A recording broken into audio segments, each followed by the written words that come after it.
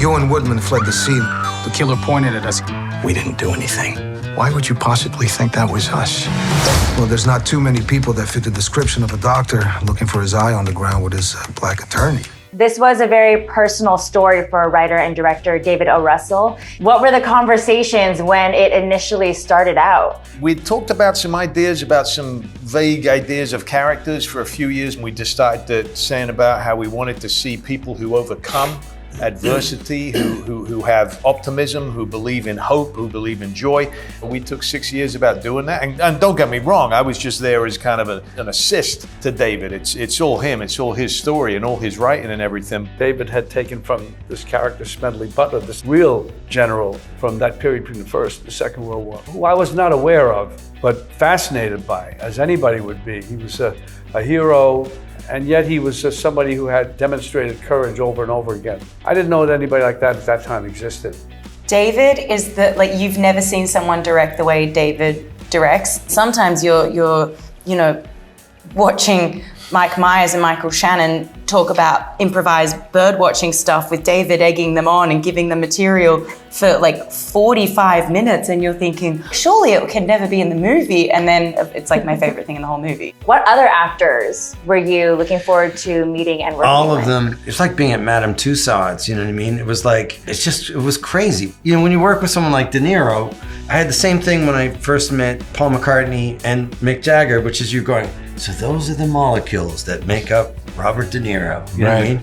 It's like doing a scene with the Eiffel Tower or something, you know what I mean? It was a dream come true, It's something I've been hoping, waiting for a long time. I had the pleasure of working with Mr. Scorsese on the pilot for Boardwalk, so I got to cross that off my list, but then after that I thought, well, the only thing that would top that is if I could work with Mr. De Niro, and then it happened. Because it's such a star-stacked cast, who on the cast were you most excited to meet and work with? Bob De Niro. Robert De Niro, he's an icon, and I never thought I'd ever get to share the screen with him. It was incredible. Yeah. I'd have to echo that. Bob De Niro, Mr. De Niro, hero of mine.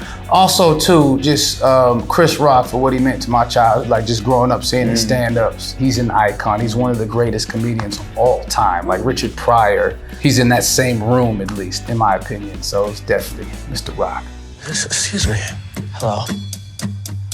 Got a dead white man in a box. It was surreal being on set with Chris. What, right? And just listening to his hysterical wisdom. Yeah. He is one of the wisest people you'll come Truly, across. yeah. He's lovely. He knows his stuff. He knows his At the heart of Amsterdam is the story of friendship and love. And your characters, we know that they're partners, but it seems like they have a friendship. What was your working dynamic and relationship on and off set, though? I had seen Michael's work and was very intimidated to meet him. And he's also very tall.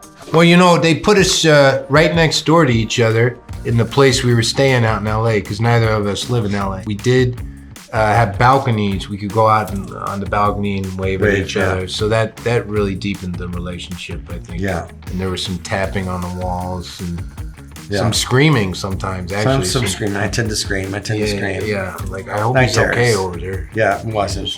It's fine. I'm here now, though. Yeah.